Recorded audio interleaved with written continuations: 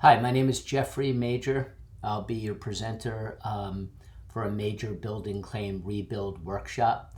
This is part of the Right at Right education series you can find online at skylineadjusters.com or YouTube. I used to be a builder. I am a building damages and insurance claims expert and a public adjuster licensed in the state of California. Been doing this for a little over 30 years.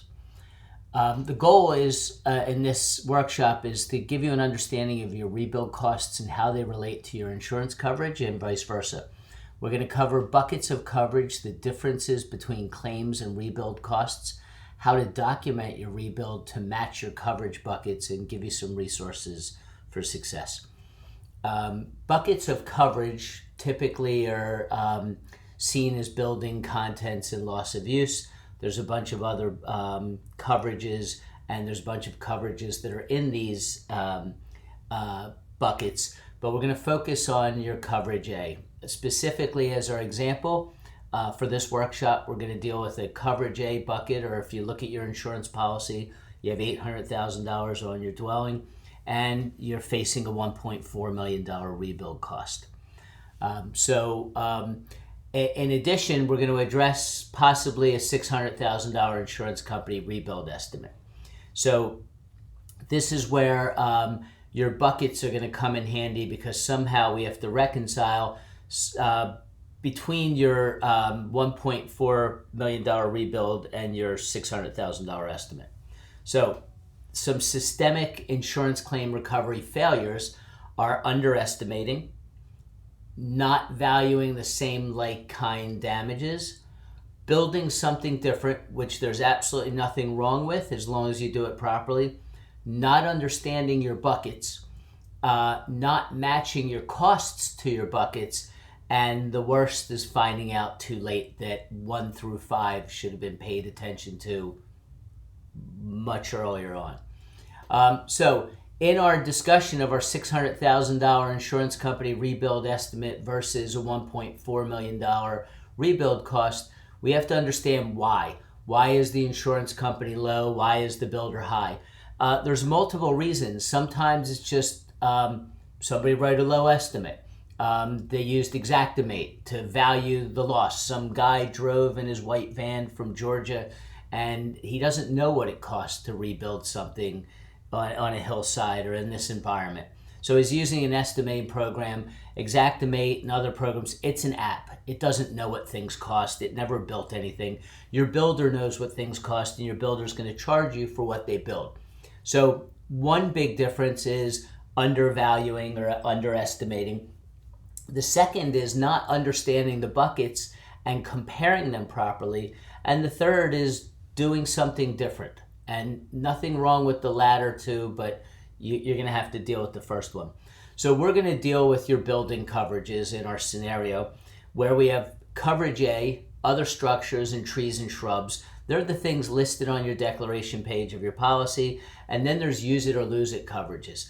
Extended coverage A, which is usually a percentage, and code upgrades, which is also a percentage in most policies. So in our comparing our $1.4 million rebuild cost to our insurance company estimate and an $800,000 coverage A bucket, there's also code upgrades, but it's important when you're comparing these two numbers, the 1.4 and the 6, that the insurance company, if they're using a claims 360 valuation, they're valuing the property to be rebuilt to code. And it is highly likely that your builder is giving you a cost to build a home to code. It just has to be broken out. So in this scenario, there's more money in a different bucket, and we have to be mindful of those coverages. So in our extended coverages and our other structures, we have our extra coverages and our extra limits above our 600 up to 800. But then we have an additional bucket, okay? We have our extended coverage, which gives us, in this scenario, another $400,000.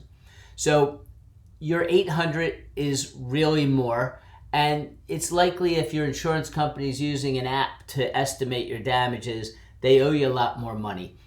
We have some cases where we've gotten estimates in using a valuation on total losses, and the insurance company is around 30-35% of what it's actually going to cost to rebuild. Also, other structures. So other structures are defined as your detached garage, your built-in barbecue that's not attached to the house, your walkways. There's a bunch of things, some hardscaping. There's a bunch of things that your builder may be including in his rebuild cost that the insurance company didn't add to their estimate yet, which gets you closer. And then there's code upgrades. There's the code upgrades that are part of your rebuild, but they need to be broken out. So if you have an insurance company that's going to value your loss properly using the right measure of loss and the right costs, now it's just a matter of overcoming your stated limits. Okay, so we have homeowners that are saying, I have $800,000 worth of dwelling coverage, and they're looking for a builder to build something for $800,000. When in fact they have a $400,000 extended coverage, a $200,000 code coverage, other structures $160,000, and trees, shrubs, lawns $80,000. Hold your debris removal aside. That's a use it or lose it bucket, but it's not related to your rebuild, and that's what we're discussing in this workshop. But this person doesn't realize when they look at their dwelling coverage that they actually have $1.64 million to work with. Now, on your use it or lose it coverages, you don't get these things unless you actually spend them for rebuilding what you had. And that's one of the other components we're going to deal with. So in order to identify your costs and what you're entitled to and truly define your costs to the buckets and your buckets to the costs, you need to establish the same like kind value. How much is it to build your old house? No, not many people are building their old house, but you need to establish that cost. You need to know what that is because that's your base. Then you need to determine your code compliance items, and then you need to value those code compliance items. Okay? Now you're going to contract to build the old home, to rebuild the old home, and you're going to separate your code costs, your other structures, and your landscaping. Okay? This will give you the value of what your claim is, and then you change order all your changes. The builders certainly know what change orders are. If you understand them and you discuss them with your builder ahead of time, it'll be very simple. It'll be easy to deal with. It's just one administrative component to your rebuild. So using the proper buckets and identifying the costs in the proper buckets is your goal. And your builder needs to build or bill you for those buckets.